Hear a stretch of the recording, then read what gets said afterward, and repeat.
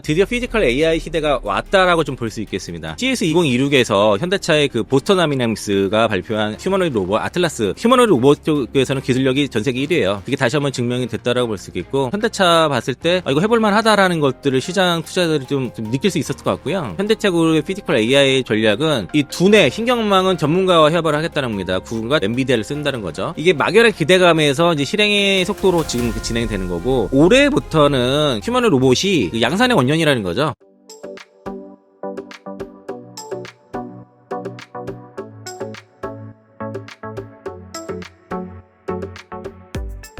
네, 안녕하세요. IM증권 서울금융센터에서 근무하고 있는 이창환 영어이사입니다. 만나서 반갑습니다. 오늘 제가 말씀드릴 주제가 크게 한 세 가지 정도 되는데요. 첫 번째가 이제 피지컬 AI 본격화와 현대차의 투자 전략, 그리고 반도체 슈퍼사이클과 공급 부족에 대한 구조의 성장. 그러니까 현대차와 반도체 얘기를 할 거고, 그리고 2차 전지 섹터를 계속 커버온 입장에서 AS 차원에서 LG 에너지 솔루션 실적 발표와 최근에 이제 2차 전지 업계 상황에 대해서 좀 말씀드리고자 하고요. 지금 포지션에 대한 변화를 좀 말씀드려야 될 것 같은데, 지금 우리 운동책방에서는 제가 그동안 두 달에 한 번씩 하다 보니까 지난달에 어떤 시장 전망에 대해서 말씀을 못 드렸어요. 근데 이제 타 방송에서는 그러니까 올해 주도 sek터가 코스피의 영업이익이 지난해 이제 연말에 봤을 때 그때 435조, 지금은 한 80조? 그 정도까지, 코스피 영업이익이 올라가는 구조였는데, 지난해 상황을 보니, 올해 이제 코스피 영업이익의 절반 이상이 삼성전자와 SK 하이닉스가 차지하고,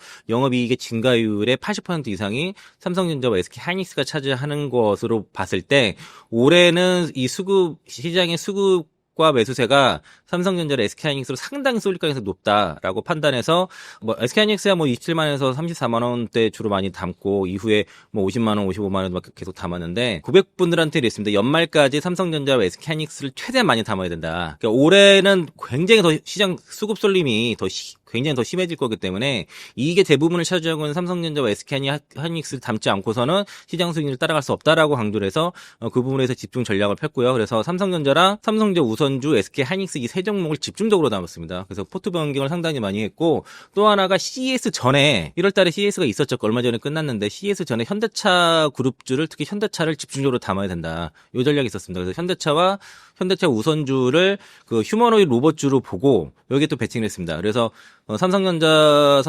우선주, SK하이닉스, 현대차 우선주 이 5종목에 12월 달과 1월 초까지 상당히 집중적으로 배팅을 했고요. 그래서 이제 거기에 대한 성과가 지금 최근에 좀 나타나서 1월 달 같은 경우가 지수가 코스피가 13% 올랐거든요. 제 개인 계좌로서는 수익률 19%, 시장 수익 좀 앞서가는 그렇게 포트를 짰을 때 그렇고, 바이오 쪽에서는 제가 삼성제약을 계속 주력으로 좀 하고 있었는데 1월 달 바이오 종목도 안 좋을 때 삼천전제약은 계속 꾸준하게 우상하고 있습니다. 엔델 효과도 있었고, 그리고 바이오 쪽에서는 삼성 바이오로직스를 좀 담고 있어서, 그래서 이제 지금 바이오가 12월 달에 많이 올라갔다가 1월 달에 좀 안 좋은 이유는 12월 달에 JP모건 헬스케어 컨퍼런스에 대한 기대감이 과도하게 반영이 됐고, 지금은 이제 그런 실적 시즌이기 때문에 실적이 안 나오는 바이오 종목들은 이제 조정이 나오는 거고요. 이게 실적 시즌이 끝나는 정도 시즌 최소한 2월 초까지는 바이오 개별 지금 많이 빠져서 바닥 구간일 수도 있겠지만은 좀 1월 말까지는 좀 쉽지 않을 것 같다라는 게 관점이고, 지금 바이오에서 버티는 종목들은 실적이 잘 나오는 기업들이다. 삼성바이오로직스, 그리고 이제 삼천전제약도 올해 영업이익 오늘 한투에서 리포트 나왔습니다. 568억, 내년에는 3천억 가까이 영업이익이 찍힐 거로 예상을 하고 있으니까, 이게 실적이 찍히는 바이오 종목들은 지금 최근에 그래도 어려운 시장에서 버티고 있다 정도로 말씀을 드리겠고요. 그래서 2차 전지 쪽에서는 최근에 에코프로를 저희도 8만원대, 9만원대에서 이제 초과 매수를 했다가 12만원 넘어갔을 때 당시에 에코프로가 오버슈팅 나왔습니다. 하루에 23% 올라가는 오버슈팅 나왔는데, 그때 특정 리딩방에서 몰빵하는 바람에 오버슈팅 나와서 거기에 저희는 때렸습니다. 그래서 이제 12만원에서 10만원까지는 계속 매도를 했고, 9만원까지는 좀 버텼다가 오늘 설명을 드릴 건데, 최근에 에코프로 다시 줄이고 있습니다. 그 이유에 대해서는 이따 설명을 좀 드릴 거고요.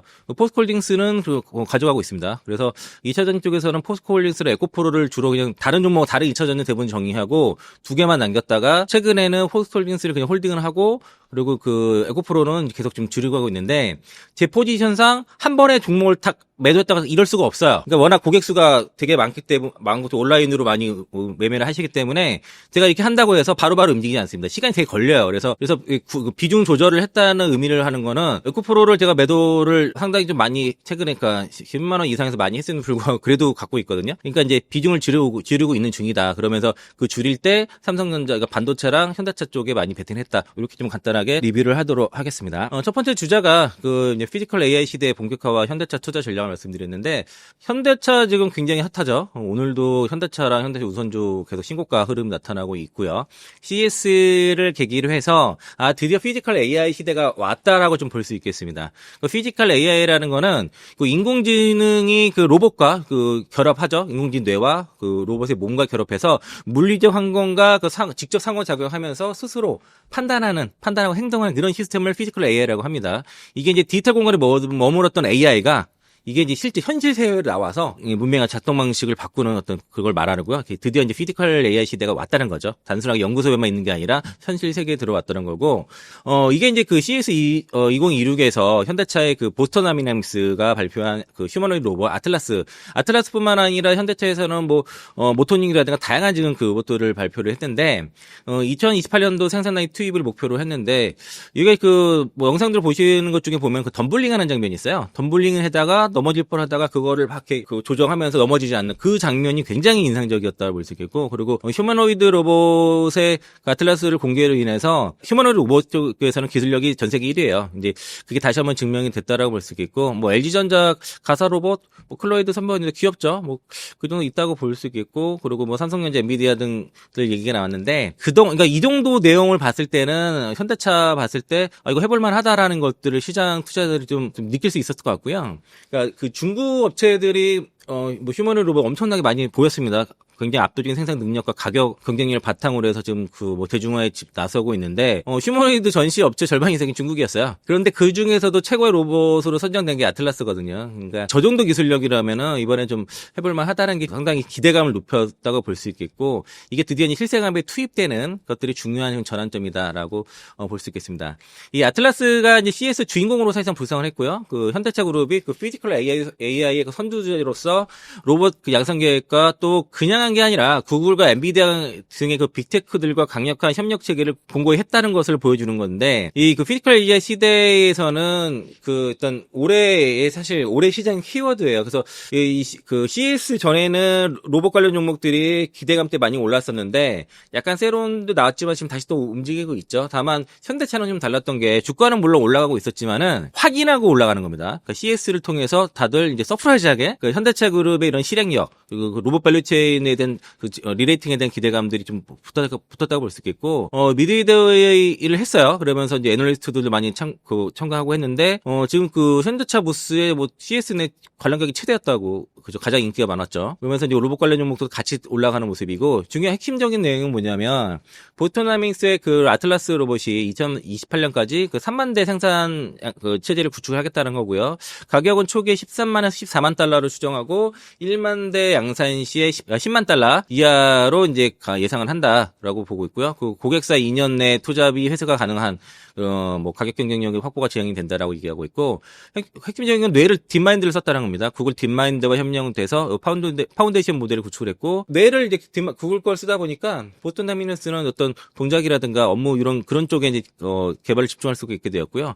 하드웨어도 최적화한 게 액추에이터가 도움이 많이 드는데 이거를 8개에서 그 3개로 통합해서 원가 절감은 상당히 이뤘고, 그리고 그 구글 그 시뮬레이션을 통해서 이제 뭐 구글 그 무조코라든가 여러 가지 이제 엔비디아 트론부터 사용해가지고 지금 어쨌든 이 엔비디아와 구글과의 협력을 가시화했다는 게 상당히 달라요. 예전과의 예전에 뭐 옛날 애플카랑 생각해 보면은 애플카에는 약간 약간 OEM 방식, 약간 하청 느낌이 있었지만 이건 그렇지 않다는 거죠. 그리고 미디어데이 때 얘기했던 것들이 고객 답변을 해서 27년부터는 타이 업체랑 여러 서비스 업체, 그러니까 현대차 외에 한 3개에서 5개 업체로도 지금 납품이 될 예정이다라고 볼 수 있겠고요. 그리고 올해 3월달에 그 미국 서베나에서 그 훈련 센터 오픈을 합니다. 그 로봇 훈련 센터. 이것도 이따 다시 한번 설명드릴 건데, 이게 굉장히 중요한 얘기예요. 현대차가 얘기했던 것 중에 좀 서프라이즈인 거 보면은 그 로봇의 그 원가의 50%를 차지하는 게 액추에이터거든요. 근데 이거 제일 잘하는 게 국내 업체들 잘해요. 현대모비스가 그걸 담당을 또 하고 있고, 그리고 거기에 대한 그 밸류체인이 잘 구축되어 있는 상태고요. 그건 여기에 대해서 그 국내 제조업체들이 강력하게 밸류체인을 잘 가지고 있다는 거고, 그리고 이 자동차 생산 능력으로는 세계 3위입니다. 제조에 강하다는 거죠. 굉장히 자동차를 잘 만들고 이런 생산 라인을 직접 다 해봤다는 거죠.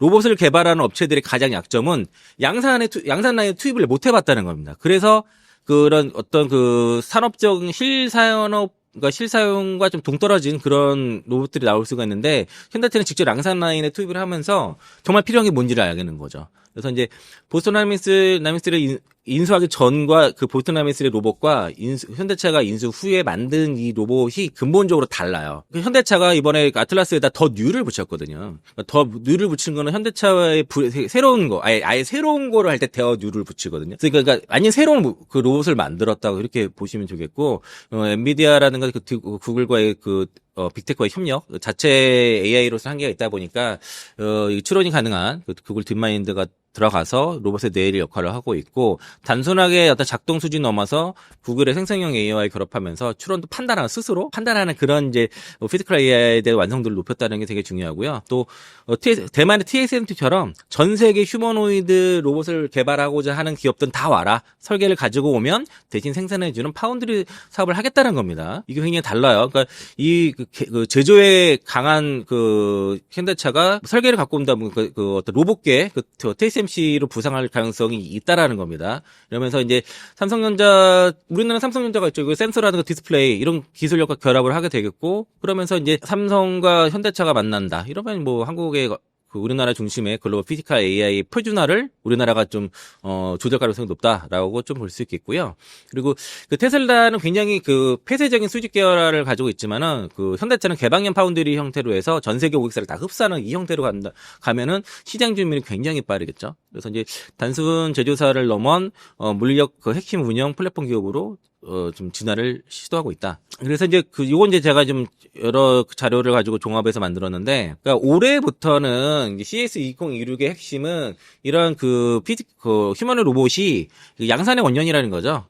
드디어 그 현대차 그룹의 피지컬 AI 전략은 이 두뇌 신경망은 전문가와 협업을 하겠다는 겁니다. 구글과 엔비디아를 쓴다는 거죠. 그 딥마인드의 그 제미나이가 들어가고 엔비디아의 아이작 플랫폼을 활용해서 AI 추론과 가상 시뮬레이션 고도를 하는 거죠. 그러니까 AI 추론은 딥마인드가 담당하고, 그리고 가상 시뮬레이션 고도 부분은 엔비디아가 담당하는 되는 거고요. 그래서 이제 이게 막연한 기대감에서 이제 실행의 속도로 지금 진행이 되는 거고, 이제 옵티머스뿐만 아니라 중국의 기업들이 상당히 양산 체계를 갖고 있기 때문에 이런 이제 실전 배치, 그 양산에 대한 압박을 좀 받는 상황에서 현대차가 여기에 대해서 이 경제성을 입증하고, 그 테슬라보다 양산 속도는 좀 보수적일 수 있지만은, 그러니까 생산하는 즉시 실전 공정에 투입을 한다는 거죠. 그러면서 제조 통합 속도면에서 더 우위를 점할 수 있는 것이고, 이 현대차의 장점은 물론 이제 내부 그룹 내 소유이긴 하지만 그 3만 대라는 거를 곧바로 조지아 공장에 투입해서 생산과 수요가 동시에 발생하는 전 세계 유일한 기업이라고 그렇게 말씀할 수 있겠고요.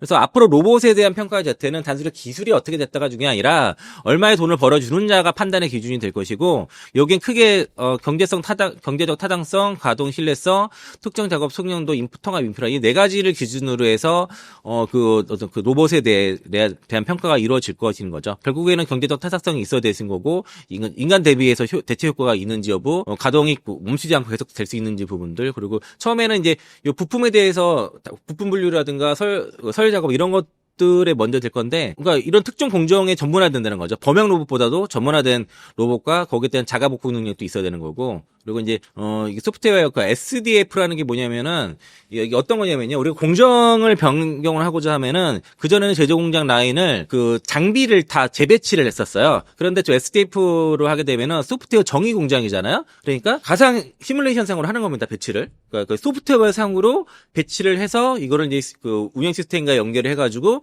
그러니까 물리적으로 이렇게 배치하는 게 아니라 그 시스템으로 다 바꾸는 거예요. 그렇게 되면은 비용과 속도가 굉장히 비용도 절감되고 속도도 빠르겠죠.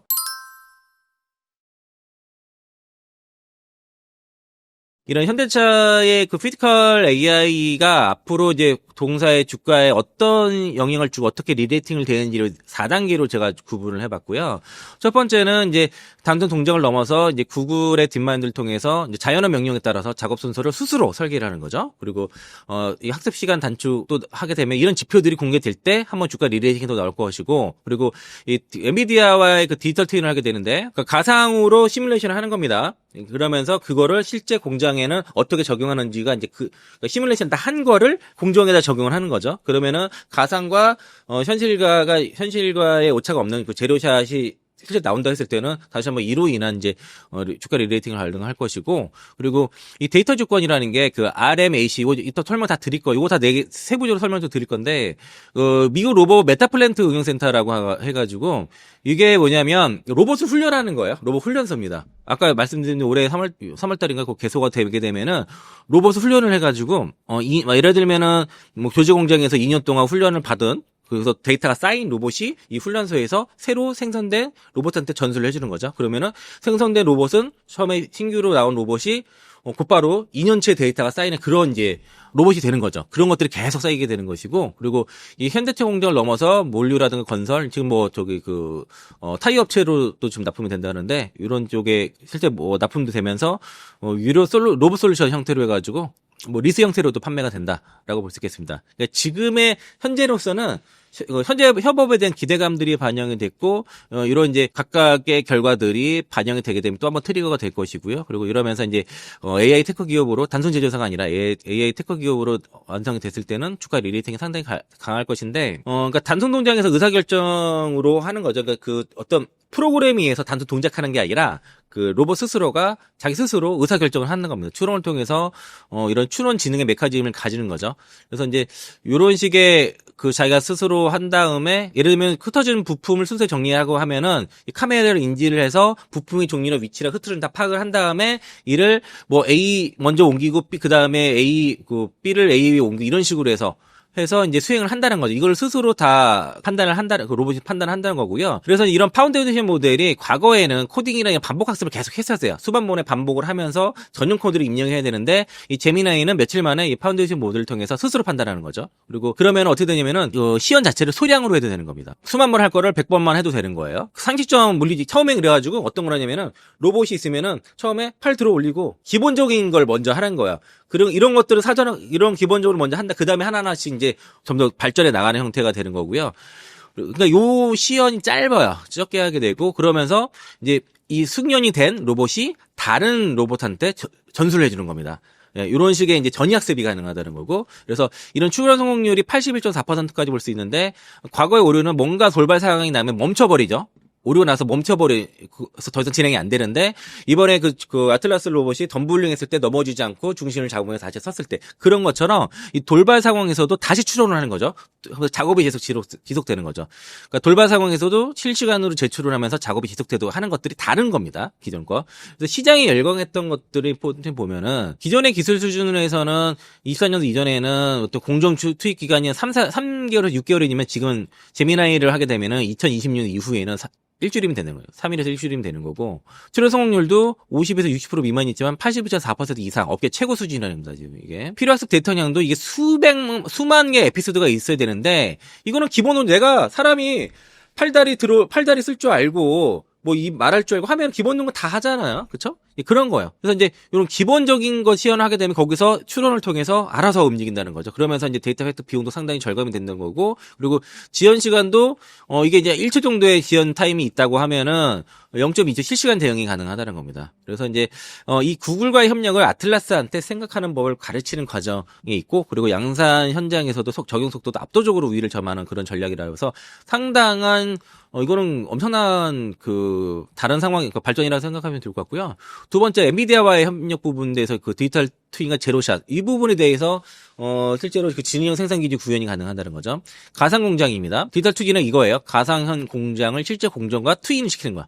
이렇게 하는 겁니다. 이렇게 되면은 이게 실제 내가 투입하지 않아도 미리 해보는 거죠. 그러고 나서 투입하니까 훨씬 더 정교하게, 그리고 실수 없이 비용을 절이면서 빠르게 할 수 있는 거죠. 그래서 이제 모든 부분을 다 이렇게 할 수가 있는 거고요. 기존의 방식은 가상학습에서 실제 투입을 해보고 오차가 발생하죠? 그럼 다시 현장 투입하고 이렇게 반복을 해요. 이면 이게 수개월 걸리는 건데, 가상 학습을 하면서 계속 합성 데이터를 하면서 여기서 계속 반복을 하면서 이게 다 완성이 되면 수백만 번을 미리 학습을 하고 나서 그 다음에 실제 투입을 하는 거죠. 그러니까 우리가 알파고 바둑을 보면 알파고끼리 바둑 막 엄청나게 많이 두면서 그게 발전해 왔습니까? 그런 거랑 비슷한 겁니다. 그래서 이제 추가 튜닝 없이 즉시 가동이 가능하다는 이게 수백만 번을 다 해보고 나서 여기서 합성 데이터가 완벽하게 나왔을 때 실제 그때 투입을 하는 거죠. 그래서 제로삽 학습 혁신이라고 이걸 불리게 되고요. 그리고 이제 그래서 실제 조작 공장에서는 이걸 구현을 하겠다는 겁니다. 배터리 및 그 부품 같은 거를 공정할 때 이런 것들을 동선 검증 이런 간섭들에 대해서 사전 검증들을 다 이렇게 할 수가 있고, 그리고 설비 투자 비용에 대해서도 상당히 절감이 가능하다는 거죠. 시행 오차를 제거하면서 설비 수정 비용 20% 이상 절감이 가능하다라는 거고, 또 이제 위험 요소 수천 번을 시뮬레이션 하면서 사람과의 어떤 안전사고라든 이런 것들을 거의 재료에 수렴하게끔 할 수 있다는 겁니다. 그래서 앞으로 이제 엔비디아의 그 디지털 트윈 협업에 대해서는 과거에서는 뭐 이 현장 투입이라든가 공정 효율, 시행착오 비용이라든가 데이터 활용에 대해서 이런 문제가 있었어요. 여기 보면 현장 투입도 뭐 2~4주 시간 걸리고 가동 중단이 됐을 때 또 수정하는 데서의 또 그 다운타임이 발생을 하게 되고, 또 물리적 부품이 파손됐을 때 다시 설치 재비용이 발생을 하게 되고, 또 데이터 활용도 모니터링 수준이었는데 이제는 현장 즉시 가동이 가능하고 가상 세계에서 다 미리 수정하면서 일괄 적용이 가능하다는 거죠. 또 가상 세계 내에서 무한 테스트를 하기 때문에 비용이 그 재료에 수렴을 한다는 것이고요.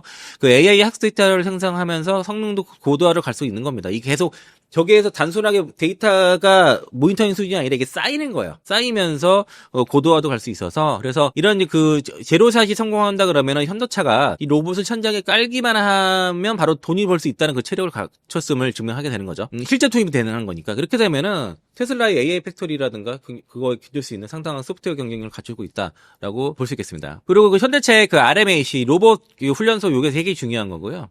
올해 3월달에 개소가 되면은 이게 이제 뭐냐면 인공지능 로보틱스 상용을 위한 핵심 기지 역할을 하게 됩니다. 이게 여기서 발표를 CES에서 발표를 했는데, 공식 명칭은 로봇 메타플랜트 응용센터입니다.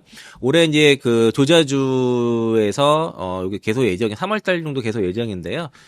로봇이 실제 제조 현장에서 투입되기 전에서 행동을 설계 훈련 검증하는 일종의 로봇 훈련소입니다. R&D 전진 기지고, 이거 설명 아까 좀 드렸었어요. 그러니까 로봇이 데이터 학습을 막 합니다. 그러면서 최적화 움직임에 대해서 학습을 하고 어떻게 가야 될지 동선에 대해서 다 찾아낸 다음에, 그러면서 디지털 트윈을 통해서 실제 공장에서 동일하게 구현해서 이제 로봇이 움직이게 되는데, 그런데 이제 여기 이제 그렇게 하면 제조에 투입된 애들이 로봇들이 데이터 막 쌓일 거, 직접 경험한 실전 데이터가 쌓일 거지 않습니까? 이게 다시 그 RMAC로 가게 되는 거죠. 그러면 여기서 또 이거 배워가지고 다시 또 가고, 이런 데이터 선순환 구조가 이거예요. 이게 제일 엄청난 겁니다. 이게 아마 시간 지남일수록 로봇이 엄청나게 점점 더 많이 쏟아지는 사게 될 것이고, 그래서 아틀라스의 트윗 로드맵을 보면은 이런 그 RMAC 개소를 통해서 차세대 휴머노이드 로봇인 아틀라스에 대한 본격적인 실전 훈련을 여기서 하게 되겠고요. 그리고 28년도에는 그렇게 훈련을 한 애들이 28년도에 투입이 되는 거예요. 갑자기 여기서 이게 아니라